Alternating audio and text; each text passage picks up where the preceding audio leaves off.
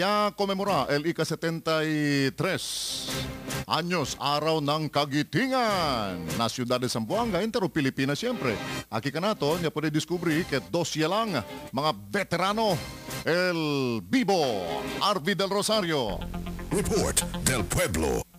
El Guerra Mundial II or el World War II, un memorable cosa que está pa presko na memoria del mga Pilipino, especialmente el mga veterano que ni apela mucho para libertad del país desde con el mga Japón. Mayoría de estos ya ofrece la vida por el depender con el Pilipinas. Cada vez legal fecha 9 del mes de abril, el entero país está conmemora con el araw ng kagitingan, un día donde taman acorda con el presente generación acerca del pasada que experiencia el mga veterano durante el tiempo de guerra. Na otro mga syudad y probinsya na país, monton pa del mga veterano al testa vivo. Pero aquí na ciudad de Zamboanga, solamente 12 lang al taresta. Estos amo Canda Antonio de la Cruz, 89 años de edad, y su 90 años de edad compañero si Daniel Peñaranda. Durante la ceremonia, el gobierno local ya reconoce Candañor Antonio y Daniel por el de estos dedicación que te extende con el país. Veteran Peñaranda.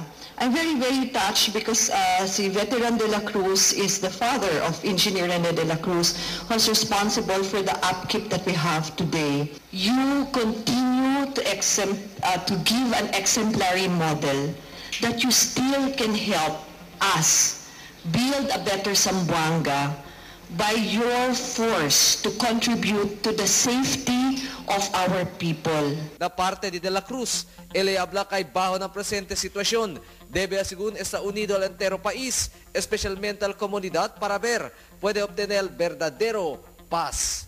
Arvi del Rosario, 105.9 News FM. Immediate. Report del Pueblo.